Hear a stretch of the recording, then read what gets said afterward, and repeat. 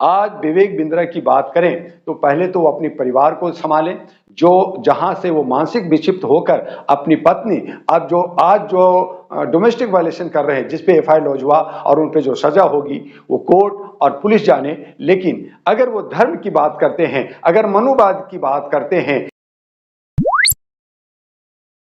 तो वो बेईमानी सी लगती है। लेकिन कहीं ना कहीं फिर मैं उनको कहता हूं कि वो जो कहा उस पर आप बहुसंख्यक को सोचना होगा कि आपको कोई भी व्यक्ति कह रहा है कि आप अशिक्षित हैं, आप संगठित नहीं हैं, आप जो है आपके पास पैसा नहीं है और आप बटे हुए हैं, 85% 90% का हिस्सा चाहते हैं, लेकिन आप में एका नहीं है। और दूसरी तरफ जो 2-3% लोग हैं वो संगठित हैं, वो दबंग हैं, उनके पास बहुत पैसे हैं, वो जो है जो चाहते हैं वो करते हैं, उनके पास दिमाग भी है और दिमाग से वो गेम खेलते हैं और कहीं ना कहीं आप उनके जाल में फंस जाते हैं और आपका हक नहीं है। तो विवेक बिंद्रा जी ने जिस तरह का जो बयान दिया, शूद्र के लिए जो बयान दिया, वो जो है ठीक नहीं है, उस पर कहना चाहिए। लेकिन एक इशारा भी करते हैं, आपको उससे सीखना होगा कि आज आप पे जो सवाल उठ रहे हैं, आप कहां हैं,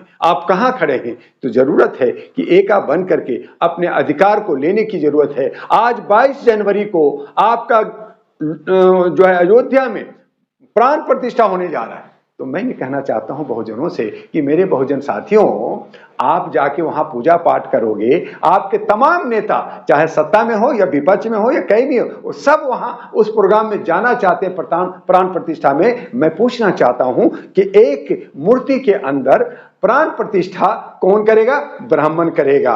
और उसको मारेगा, जिंदा करेगा कौन करेगा? ब्राह्मण करेगा। तो इसका मतलब यह है कि भगवान कौन हुआ? ब्राह्मण हुआ। वही जो है अगर विश्वामित्र हो गए तो वो जो है इस तरह से होता है। तो इस तरह की सोच से हमें जो बहुसंख्यक को चाहिए कि वो मंदिर ना जाए, या अगर मांग करते हैं तो वो पुजारी बने, खुद पुजारी बने। दूसरी तरफ आज जो पार्लियामेंट के अंदर है बहुत सारी इशू ऐसे हैं, वो जो है आपस में सब लड़ रहे हैं। तो आपने क्या ईवीएम, आप बैलेट की बात कर रहे हैं, तो ईवीएम बैलेट में आप चाहते हैं तो आप मुझे एक बताइए कि 19 लाख ईवीएम मशीन गायब है, उस पर सवाल क्यों नहीं उठा रहे? आपके केदारनाथ मंदिर से 400 किलो सोना गायब है, उस पर सवाल क्यों नहीं उठा रहे? किस तरह से ईवीएम मशीन की बदल कर करके चुनाव होता है, उस पर सवाल नहीं करते। ऐसी भी खबरें आ रही है कि विवेक बिंद्रा जो कहीं ना कहीं भाजपा से अंदर से जुड़े हुए हैं और जो है मनुवादी सोच फैला रहे हैं, लोगों में डाल रहे हैं। मनुवादी सोच से आज से नहीं 1500 साल पहले से चल रहा है। आज भी मनुवादी लोग आज जो है जो सनातन की जो बात कर रहे हैं वो वही लोग हैं, और जो हिंदू राष्ट्र की जो बात कर रहे हैं वो वही लोग हैं जो आपके बहुसंख्यक पे, आपके दलित पे, आपके जो ओबीसी पे राज कर सके।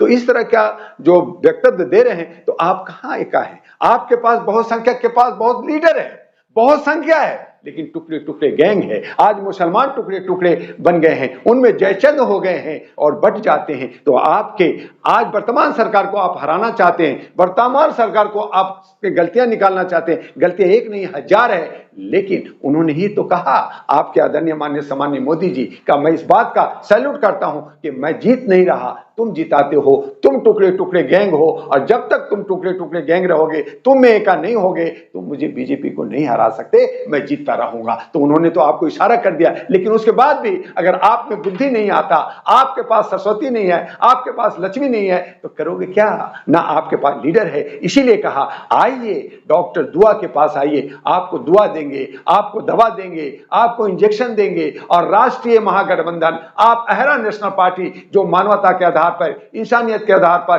ह्यूमैनिटी के आधार पर हम बनाएंगे, जात पात को हटा देंगे और महिला को 50% और पुरुष को 50% का एक नारा देकर के एक समानता के साथ सुशासन की बात करेंगे। और अगर ऐसा ना करोगे तो आपके साथ ना सिर्फ एक बिंद्रा बल्कि और भी लोग हैं जो आपको तोड़ेंगे और ब्राह्मणवाद ला के, मनुवाद ला करके थोपेंगे, और आप उसको मानोगे और आप जो है हमेशा जो है सत्ता से दूर रहोगे और आपके साथ शोषण और उत्पीड़न होता रहेगा। इसीलिए अब फिर से आपसे अपील करते हैं कि आइए अहरा नेशनल पार्टी के साथ, और अहरा नेशनल पार्टी एनपी आपको एक सही दशा दिशा देके देश को तरक्की की तरफ ले जाएगा, आपका उन्नति। तो क्या कहना है कि भारतीय जनता पार्टी के नेतृत्व में विवेक बिंद्रा जैसे लोग जो है मनुवादी सोच फैला रहे हैं, ब्राह्मणवाद फैला रहे हैं?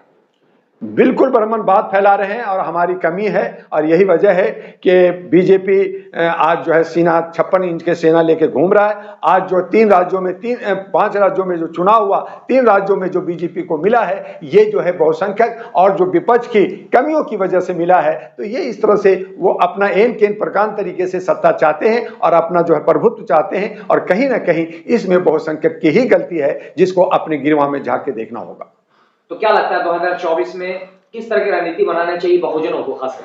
बहुजन में हमने बहुत कोशिश की मायावती को मनाने की, हमने उनसे बात करने के लिए, लेकिन उनकी इर्द गिर्द इतने लोग घिरे हुए हैं कि मायावती से वही मिलेगा जो एक थैला लेके जाएगा, लाखों रुपया लेके जाएगा। तो इस तरह के वीआईपी कल्चर में अगर मायावती रहेंगी तो बहुजन का हित नहीं होगा। बहुजन में बहुत सारे जय भीम पे और बहुत सारे पार्टियां, बहुत सारे संगठन बन गए हैं। तो ये जो टुकड़े टुकड़े गैंग हैं, ये जो बढ़ जाते हैं, वोट जो बढ़ जाता है, वोट का जो पोलराइजेशन होता है, उससे बीजेपी को, आरएसएस को फायदा हो रहा है और वो चाहती है कि आप ज्यादा से ज्यादा पार्टी रहो, ज्यादा से ज्यादा संगठन रहो। और यही है कि आपको बहुजन को 85% होते हुए भी आपका हक नहीं मिल रहा और कमोबेश पूरे भारत के अंदर आप बटे हुए हैं। और आने वाला 2024 में अगर ये इसी तरह से बटी रही, अगर ये पोलराइज नहीं हुए, एक साथ नहीं हुए, डॉक्टर दुआ का दुआ नहीं लिया, इंजेक्शन नहीं लिया, तो आने वाले वक्त में भी ये हार का सामना करेंगे और बीजेपी की सरकार बनेगी और आप ही बनाओगे, आप ही जीताओगे। इसलिए 21 जनवरी 2023 से जो भाजपा का मुहिम लेके मैं चला, मैं उससे आपको आह्वान करता आ रहा हूं कि आप एका बन करके आप जो है मनुवादियों को वोट न दे, मनुवादियों को साथ न दे, मंदिर में ना जाएं, आप अपने घर में पूजा करें और अगर मंदिर में जाते हैं तो आपका पुजारी होना चाहिए। आप जो है ईवीएम 19 लाख जो मशीन गायब है उसकी बात करें, आप जो ये लोग चोरी चकारी कर रहे हैं उस पर जो है लड़ें और एक जन आंदोलन करें। और अगर नहीं करेंगे तो जैसे आपके सांसद को, जनप्रतिनिधि को संसद से बाहर दिया, आपको भी देश से बाहर कर देंगे, समाज से बाहर कर देंगे। आज जरूरत है एक बनकर करके और मनुवादियों को हराने का और आवाज देने का। लेकिन हमारे देश के माननीय प्रधानमंत्री नरेंद्र मोदी वो तो सबका साथ, सबका विकास, सबका विश्वास की बात करते हैं, वो सभी को लेकर चलते हैं। अभी उन्हीं का बयान आया है कि वो उनका जो ईसाइयों से काफी सदियों पुराना नाता रहा है।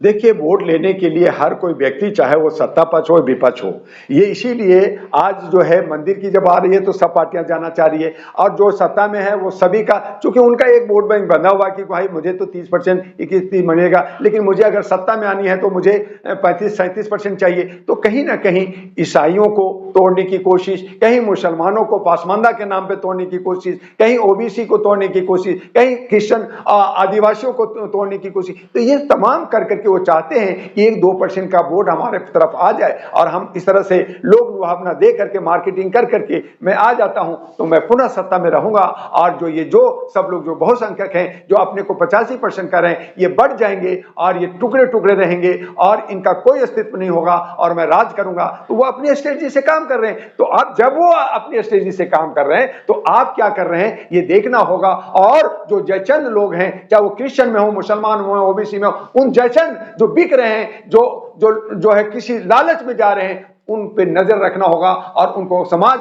से निकाला करके उनको चूते मारना पड़ेगा। तब जाकर के आपका जीआई होगा और नहीं तो फिर वो ले जाएंगे।